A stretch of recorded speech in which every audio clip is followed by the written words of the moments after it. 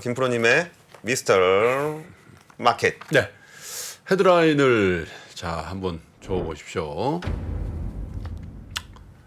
네, 흔들리는 중에 커지는 증시 불확실성, 멀어지는 저점 확인이다. 글쎄요, 이제 올해 연초에 우리 올해 주식 시장에 대한 전망이 대부분의 전문가들이 틀렸어요, 사실은. 그렇죠. 대부분 작년 말에 증권회사 리서치에서 뭐라 그러냐면 전략 후강이 될 것이다 이렇게들 얘기를 했어요. 뭐 상저하고. 그래서 뭐 안 그런 데도 있죠. 예를 들면 뭐 이베스트 투자ник 윤지호 대표죠. 그분 같은 경우 뭐 그 리서치센터도 그 상고하고도 얘기했고 뭐 그렇잖아요. 근데 이제 아직은 이제 뭐가 맞는지 잘 모르겠어요. 왜냐하면 이제 9, 10, 11, 12 이제 4달이 남아 있으니까. 그런데 어쨌든 8월 들어와서는 완연히 우리 증시도 그렇고 전 세계 증시가 진짜 기진맥진 더위 먹어서 뭐 8월 달에 이틀 올랐습니다. 3일 올랐습니다. 이런 얘기를 하고 있다 보니까 이게 스물스물 많이 빠진 거예요, 사실은. 그죠? 그래서 이게 과연 저점, 그러니까 우리가 뭐 심정적으로는 한 2,500선을 저점으로 확인하고 다시 2,600, 2,700 가야 된다라는 생각을 하고 있는데 과연 이 2,500이라는 게 저점일까라는 거에 대해서 조금씩 이제 회의론이 좀 등장하는 것 같아요. 자, 이번 달 들어서 코스피 지수를 보면 1일부터 22일 사이에 한 4.5% 정도 추가로 빠졌거든요. 2,632포인트에서 어제 종가 2,513포인트니까 사실 장중에 2,500포인트가 간당간당하단 말이에요. 그죠? 근데 이게 지난달 분위기하고는 완전 달라요. 지난달에 2,600선을 넘기고 지난 8월 1일 날 2,667일이었단 말이에요. 그래서 야, 이거 2,700 간다. 그 어감이 완전 다르실 거죠. 2,500하고 2,700은. 어우, 다르죠. 어감 완전 다른데 2,700포인트도 이제 볼 수 있다. 이렇게 기대가 있었잖아요. 근데 8월 들어서 거의 맥을 못 추다 보니까 이제 2,500포인트도 위협을 받는 수준까지 왔는데 결국 이게 왜 그러냐. 결국 우리 경기를 선반영하고 있는 건데 우리 경기의 핵심이 뭐냐? 반도체예요. 반도체. 그렇죠. 반도체 업황에 대한 바닥. 반도체 업황이 어디서부터 바닥이고 언제부터 반등할 건지에 대한 전망이 매우 회의적으로 변하고 있죠. 그래서 뭐 3분기 바닥이 굉장히 강하게 얘기가 됐던 건데 4분기 내년 1분기 이렇게 후퇴를 하면서 실제로 8월 제조업 체감 경기가 굉장히 좀 나빠지고 있다라는 그런 뉴스도 들어와 있거든요. 한국은행에서 23일 날 이제 오늘이죠. 오늘 이제 발표한 8월 기업 경기 실사 지수라는 게 있거든요. BSI라고. 이거 그 기업 하시는 분들한테 설문해서 물어보는 거죠. 그죠?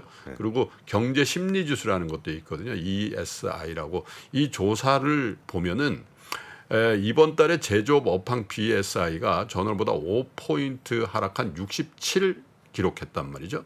이게 지난 2월 이후에 6개월 만에 가장 낮은 수준입니다. 그러니까 정부가 얘기하듯이 상저하고 그러니까 상반기에 바닥을 찍고 하반기로 갈수록 좀 이 경기에 대한 기대감을 높였잖아요. 지금 높아지고 있네요. 근데 이게 6개월 만에 기업을 하시는 분들의 체감 경기는 다시 하락한다는 거예요. 그죠? 그래서 저렇게 보시면 제조업 쪽에 한번 보십시오. 특별히 뭐가 안 좋으냐면 제조업 쪽의 대기업은 증감률로 마이너스 2잖아요. 그죠? 근데 중소기업은 마이너스 8입니다.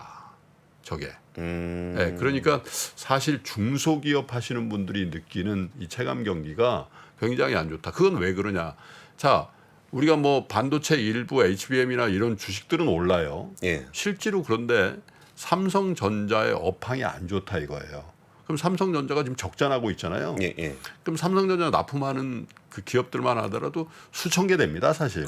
우리는 상장 기업들만 보고 계시지만 비상장의 정말 중소기업들도 거기 많이 이제 그 기업 관계를 하거든요. 그래서 협성회라는 것도 있잖아요. 근데 자, 이렇게 되면 어떻게 해요? 코스트 커팅 바로 들어가는 거예요, 사실은. 그죠? 이거 부르죠. 사장님 좀 들어오세요. 그러면 이제 삼성전자 뭐 차장님이나 뭐 부장이 부른단 말이에요. 전화 와. 그러니까 일정 기간 동안 회의하는 거 말고 갑자기 전화 오면은 가지고 털룩털룩 한다는 거. 아씨 왜 불러? 왜 불러? 왜 불러? 뭐 또 아쉬운 소리 하려고 하면 이제 불러. 주스 한 잔 주고 저기 조금 낮춰야 돼요. 왜냐하면 이제 다 듀얼로 하잖아요 대부분. 그러니까 낮추라면 낮춰야 된단 말이죠. 근데 그게 삼성전자만 그러냐? 대부분 다 그렇다는 거죠. 그래서 이제 중소기업 납품하는 부품 자재 뭐 이런 회사들의 경영이 실제로 안 좋은데 여기는 코스트 커팅 할 수 있냐? 못 합니다. 고용을 줄여야 되는데요. 그렇죠. 지금 고용을 줄인다는 건 거의 불가능하잖아요. 지금 노동시장의 어떤 경직성이나 이런 걸 봤을 때 실제로 그렇다 보니까 이런 게 이제 실적이 안 좋은 대기업에서 점차적으로 영세한 자영업을 포함한 중소기업 쪽으로 이전이 확실히 되고 있다라는 걸 아까 기업 실사지수, 이 경기 실사지수에 대해서 여러분들이 보실 수 있는 건데. 근데요, 기업 네. 실사지수 설문조사잖아요. 근데 이게 딱 아까 한번 띄워주시면 이렇게 보면은 네. 우리가 하도 상조하고 그러니까 기업인들도 그냥 자기 전망 전문가들이 아니잖아요. 내가 느끼는 걸 얘기하는 거잖아요. 그렇죠. 보면은 이게 상반기 이렇게 보면 하고로 가면서 뒤로 가면서 좀 개선될 거라는 기대감이 좀 있는 것 같아요. 숫자가 좀 올라가잖아요. 네. 그리고 막상 하반기가 됐는데 아니야. 아니야. 네. 야 이거 아닌가 보다. 그러면서 이게 좀 꺾이는 듯한 아니 근데 모습이 저건 나타나네요. 중요해요. 왜냐하면 실제로 이제 장사하시는 분들을 한 달만 하는 게 아니라 계속 하기 때문에 예. 계속 안 좋다 그러면 저희 빵 간단 말이에요. 그래서 이런 얘기 하잖아요. 야 장사하는 사람이 장사 잘 된다 그런 거 봤냐? 근데 저 설문은 여러분 그렇게 보시면 안 돼요. 왜냐하면 저걸 매번 하기 때문에 예. 그리고 저 표본이 굉장히 크단 말이에요. 그래서 비교적 이 민간의 어떤 기업 하시는 분들의 경기에 대한 생각 이런 것들을 비교적 정확하게 반영하고 있다라고 믿으셔도 된단 말이죠. 그래서 어쨌든 상저하고의 분위기에서 사뭇 달라지고 있는데 그게 전체적으로 반도체 경기의 회복의 지연 이런 것들로 이제 설명이 될 것 같아요. 자, 그래서 증시 전문가들이 어떻게 시각을 바꾸고 있는가 보시면 NH투자증권의 김병현 전략하시는 분이죠. 연구위원 같은 경우에 중국 경기 및 부동산 시장 침체 우려에 위험자산 회피 심리가 강화되고 있다.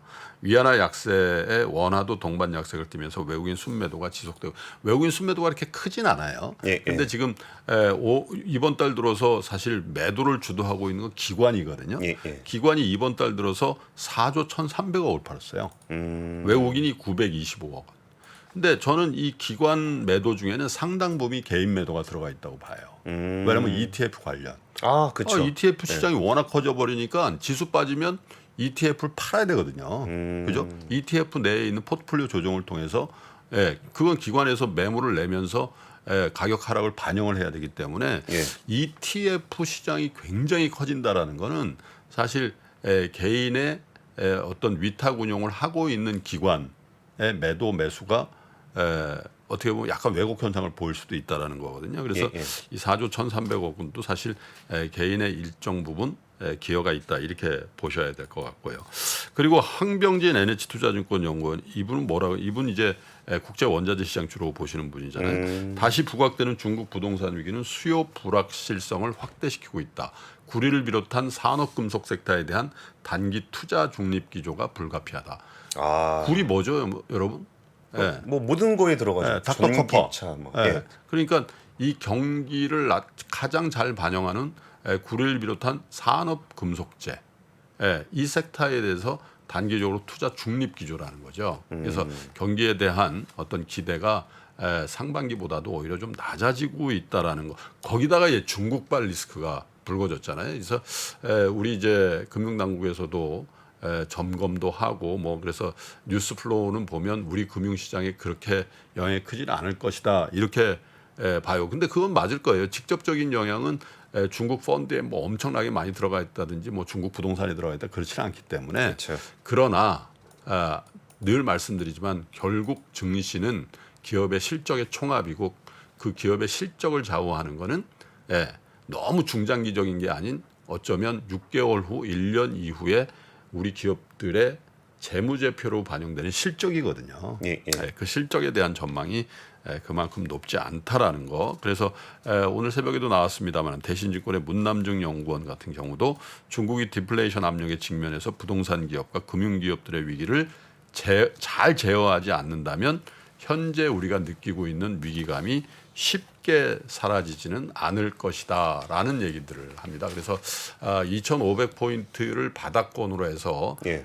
상승세를 다시 한번 시연해 주기를 바라고는 있는데 사실 여러 가지 대외 변수라든지 환율의 문제라든지 혹은 증시의 어떤 체력이라는 측면에서 2,500을 정말 진 바닥으로 봐야 될지에 대해서는 한 번쯤 여러분들도 생각해 보시고 다만 지금도 뭐 어제도 이제 테마주들이 극성이었거든요. 사실 초전도체주 다시 그쵸. 뜨고 예. 또 맥신주인가요? 그건 다 종가치고 뭐 그런데 제가 개인적으로 걱정스러운 거는 이런 어떤 투기의 어떤 반영 같은 제대로 된 투자가 아닌 이런 것들이 굉장히 많이 횡행이 되고 그러면 항상 후유증을 앓습니다. 그런 것들과 함께 경기의 어떤 회복이 지연된다면 바닥권에 대한 기대도 조금은 더 밑으로 또 기간도 조금은 이연해서 보시는 게 좋지 않을까 그런 생각이 듭니다. 아 근데 뭐 한 달 내내 약세였었으니까. 네. 근데 또 이게 그렇다고 해서 뭐 급락한 건 아니어가지고 이렇게 뭐랄까 가랑비에 젖는다 그럴까. 네. 어느새 보면 좀 계좌 녹아 있고 뭐 이런 그러니까요. 경우들이 좀 많은 것 같고 또 의외로 또 이게 그 변동성 큰 주식들은 또 많이 갔어요. 그리고 또 나만 손해 봤나 이런 분들도 꽤 많은 것 같고. 주도주는 살아 있다는 거죠. 예, 에코프로가 시총 1위가 됐다고. 어제 역전됐나요? 네. 그렇습니다. 네. 그러면은 시장의 그 속내 마켓 인사이드 박fun장 이사님을 한번 모셔보겠습니다. 네. 외환위기 오는 거 아니에요? 금융위기 오는 거 아니에요? 이런 질문들을 좀 굉장히 많이 받았었습니다. 탐욕이 되게 강했을 때 위험자산으로서의 극단적인 쏠림이 나타나고 공포감이 극에 달했을 때 안전자산으로서의 극단적인 쏠림이 나타나거든요. 과거의 일이 미래에 똑같이 일어난다 이건 아니지만 그때 당시에 위기 상황에서는 어떤 공통점들이 있었는지를 보면서 우리가 대비를 하는 방법도 고민해 볼 수 있고요. 과거를 제대로 이해하는 순간 위기의 실체가 드러납니다. 오건영의 현실 경제 이야기를 서점에서 만나보세요.